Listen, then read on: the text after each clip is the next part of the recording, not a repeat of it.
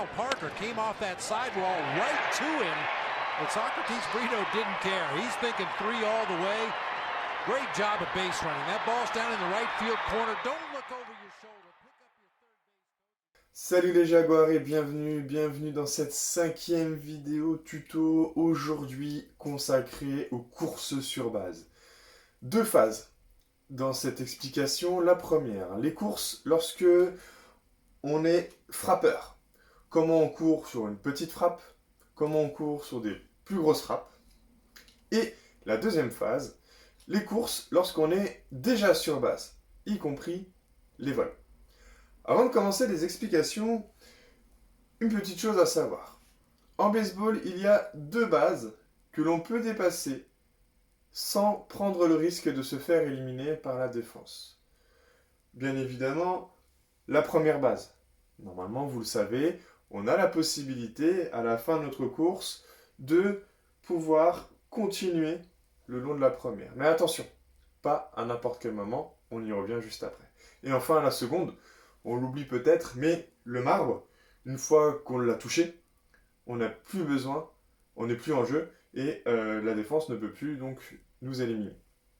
Justement, revenons aux courses en première base. On vient de réaliser une frappe assez moyenne, qui nous oblige à nous arracher pour arriver jusqu'en première.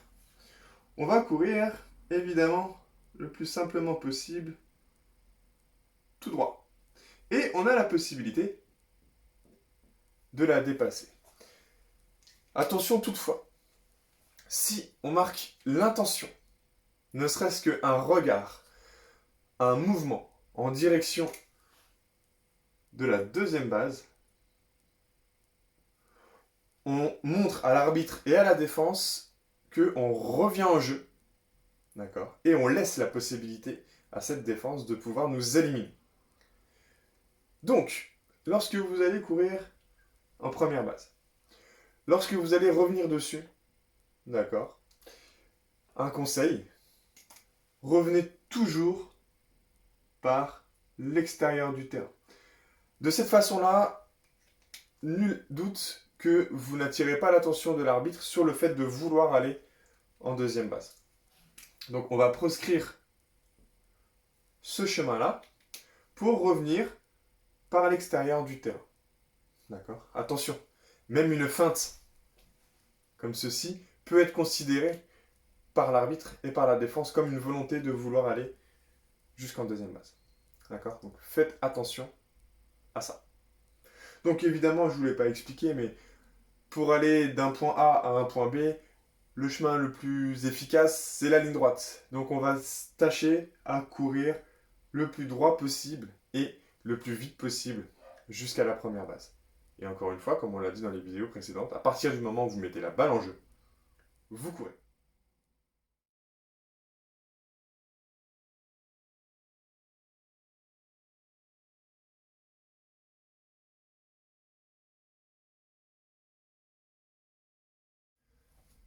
Passons maintenant au cas d'une frappe un peu plus puissante qui va nous permettre potentiellement d'atteindre la deuxième base. Alors, que faire ? Vous voyez, j'ai déjà tracé la trajectoire en vert, et là on va commencer à parler de notre petite banane.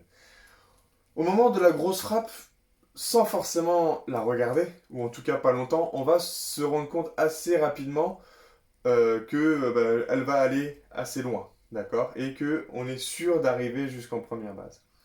À partir de là, on va pouvoir entamer ce que je disais, donc une course en banane. Donc on va commencer par courir tout droit et arriver à moitié du chemin ou un peu plus tôt, entamer un virage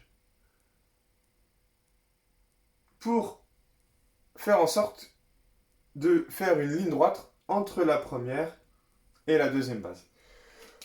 À partir de quand on va savoir qu'il est temps de faire une banane? Et bien tout simplement, ça va être le coach qui va se situer ici, d'accord, qui va nous dire de continuer vers la 2 avec, sans s'arrêter.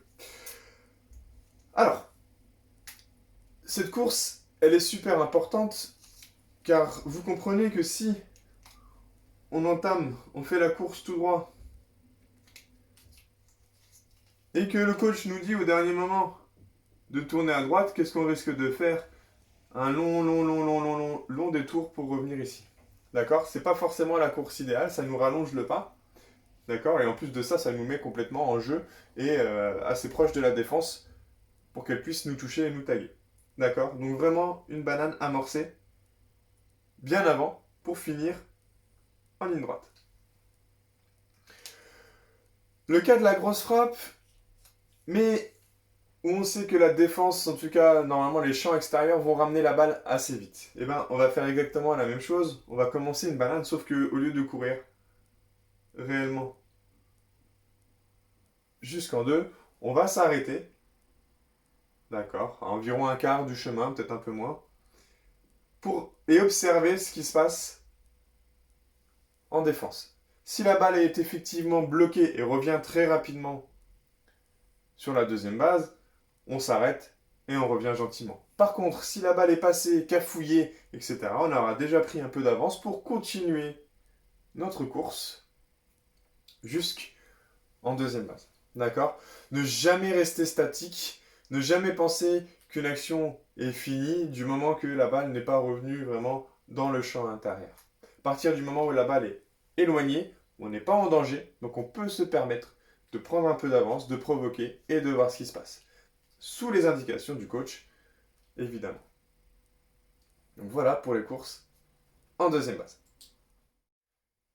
Que se passe-t-il désormais sur une très grosse frappe qui va jusqu'au fond des champs extérieurs et qui a du mal à revenir? Eh bien, on va courir jusqu'en troisième base. Exactement le même principe que la banane qui va nous permettre de courir sur une sorte d'arc de cercle, d'accord, éviter de perdre l'équilibre pour finir sur une course droite entre la deuxième et la troisième base. Évidemment, si on veut raccourcir le chemin, on peut dire, mais c'est plus facile de courir avec des angles droits, mais je pense que vous avez déjà fait le test. Prendre un virage en angle droit, vraiment à 90 degrés, c'est très compliqué. Du coup, on va arrondir notre course. Pas trop non plus pour éviter de se rallonger la distance, mais d'une façon qui va nous permettre vraiment d'être à pleine vitesse tout le long du chemin pour finir sur un sprint jusqu'en troisième base. D'accord? Alors ça, en fonction de votre course, de votre équilibre, etc., vous allez réussir à trouver votre chemin pour courir depuis le marbre jusqu'en troisième base. Évidemment, ça nécessite des entraînements, ça nécessite de savoir comment courir, mais ça, vous inquiétez pas, une fois qu'on pourra ressortir, on pratiquera. Dans le même ordre d'idée, le home run, ça c'est vraiment la course idéale. On va continuer notre arc de cercle ici pour finir en ligne droite. Sachant que généralement cette partie-là, on est à bout, pour la plupart d'entre nous en tout cas. On s'arrache, on donne tout ce qu'on a, on pense pas à la fatigue, on pense pas aux jambes, c'est vraiment c'est le chemin vers la gloire. D'accord? C'est vraiment là, il faut limite fermer les yeux, y aller et espérer qu'on arrive à temps. D'accord? Vous allez voir vraiment quand on pratiquera ou que vous aurez l'occasion de faire une très grosse frappe qui vous permet d'aller jusqu'au marbre en une fois. Vous allez voir que cette route-là, les 27 mètres qui restent à faire sont très longs. Voilà pour les courses. L'histoire des bananes, très important. L'histoire de revenir ou non par l'extérieur lorsqu'on a frappé un simple. D'accord? Ce sont vraiment les deux choses à retenir après une frappe.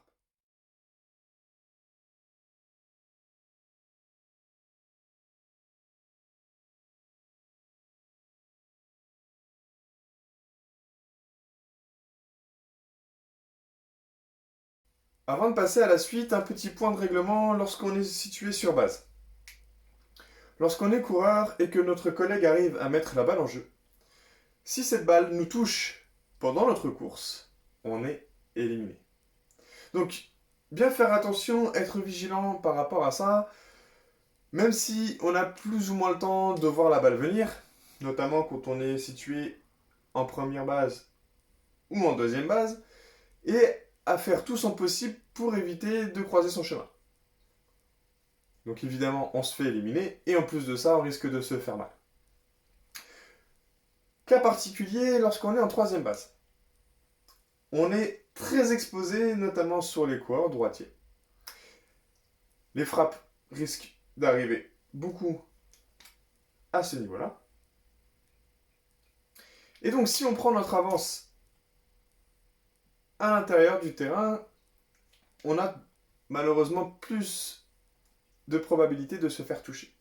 Pour pallier à ça, rien de plus simple, on va prendre notre avance à l'extérieur du terrain. Comme ça, si jamais sur la frappe, on se fait toucher par la balle, on est à l'extérieur du terrain. Donc, ce sera considéré comme un foul ball. D'accord? Une balle morte, même, une dead ball.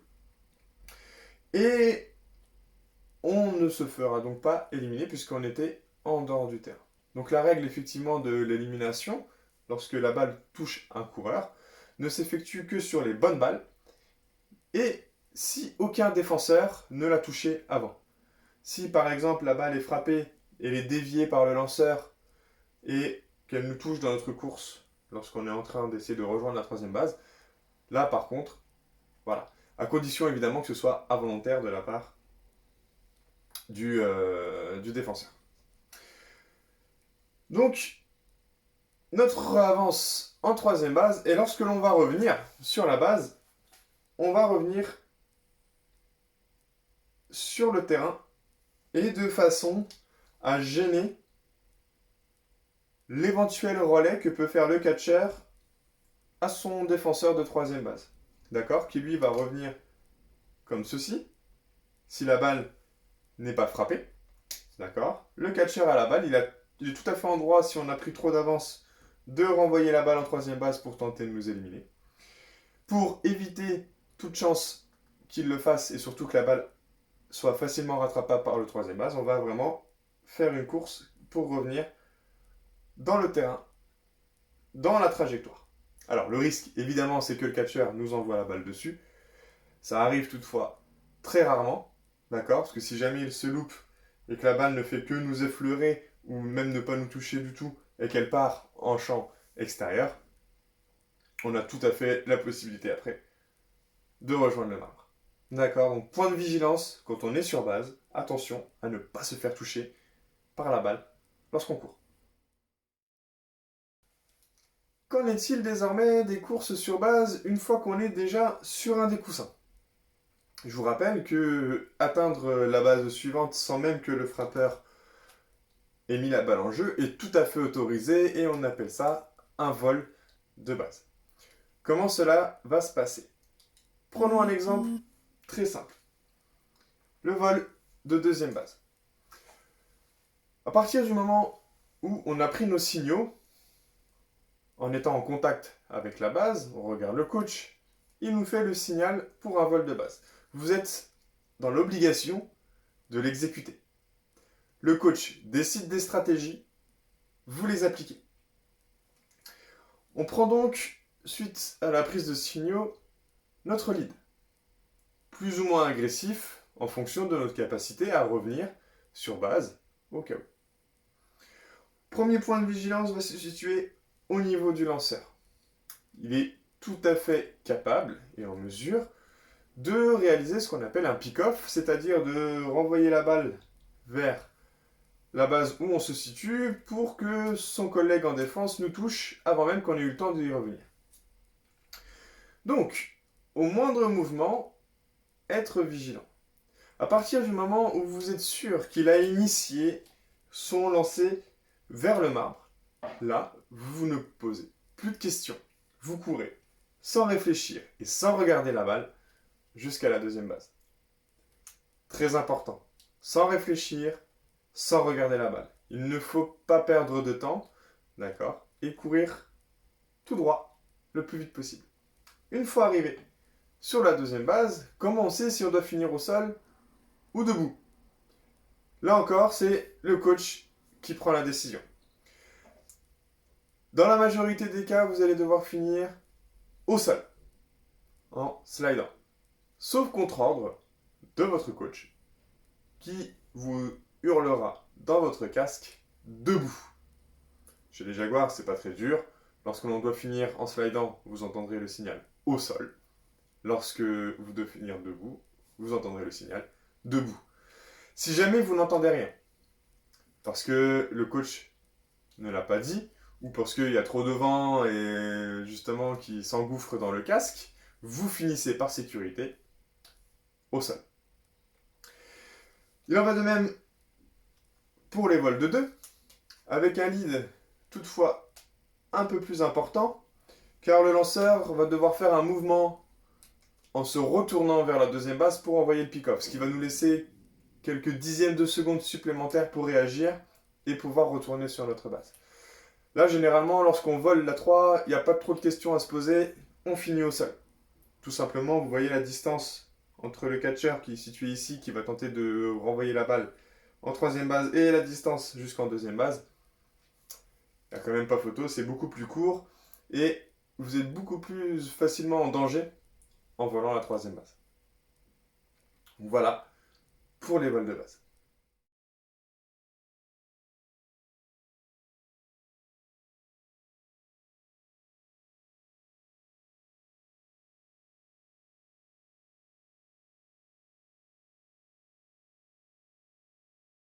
Et maintenant, les courses sur les frappes de nos copains. Deux possibilités.